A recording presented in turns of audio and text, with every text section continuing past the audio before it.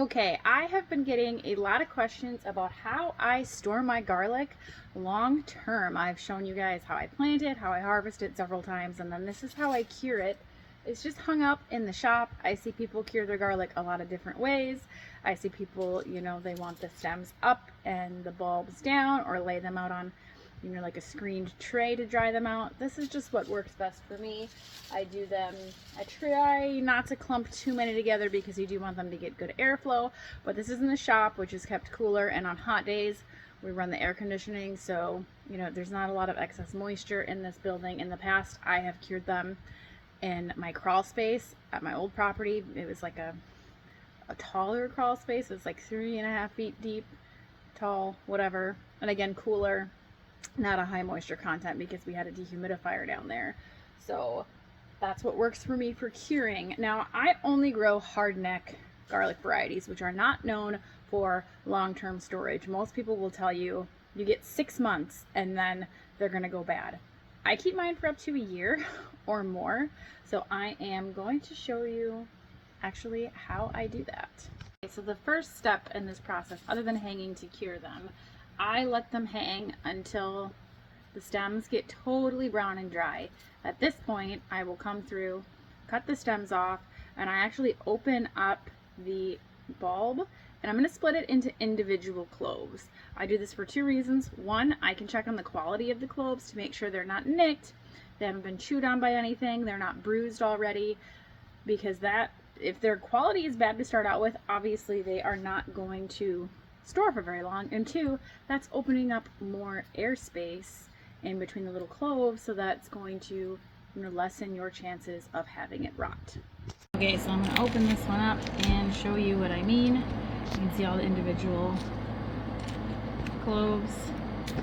So these all look really good. I don't see any damage on them. So these would all go into my storage bin.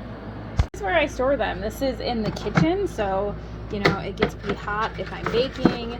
There's a pellet stove next to it. Usually I try and keep this over top, but I took it off earlier. This is my garlic from last year. So you can see some of them are starting to sprout. So this is a year old.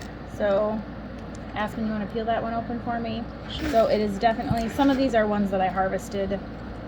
The ones that are still wrapped, these were harvested when I did this batch that's hanging in the garage, and these ones have just fallen off of their stems.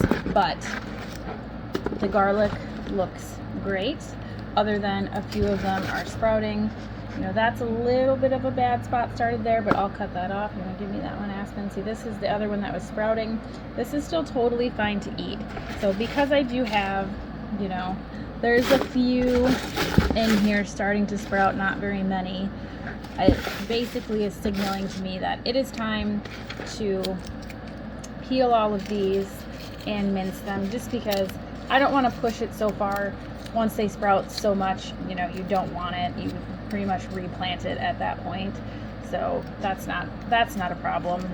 So we're going to get all these peeled, and then I will show you the next step. But yeah, this is year-old hardneck garlic, multiple different varieties. I'm not doing anything super special with storing it, other than splitting it into individual cloves, really. Here is my garlic all peeled. I didn't do all of it because I'm actually going to be making some refrigerator pickles, and I want some of it for that.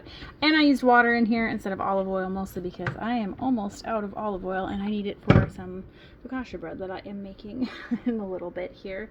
So I'm just going to mince this, prepare for the sound.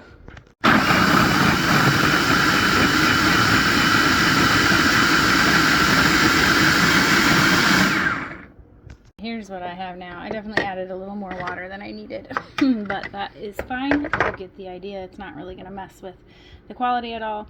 I'd say if you're using water, it's probably not going to freeze great as long. I feel like the olive oil freezes really well, but I can always update you guys on how that goes. And I'm just going to put it in the ice cubes. So basically now I'm just going to flash freeze this in this tray until I can pop the cubes out, and those will go into a Ziploc bag. If you wanted, a more precise measurement for your garlic for cooking.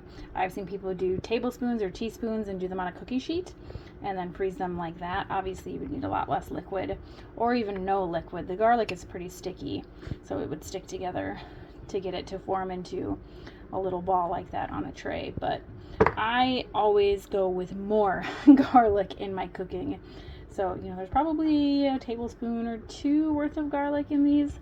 I've never measured. I don't care because I'll use 1 or 2 cubes in like spaghetti or whatever, and it's delicious. But yeah, time to flash freeze that. Okay, so now these are flash frozen enough. Come on out. The other one doesn't want to come. I'm just going to put them in this little Ziploc bag because I didn't make enough to bother putting them in a big gallon freezer bag. And these will get used up really quick, so it doesn't much matter.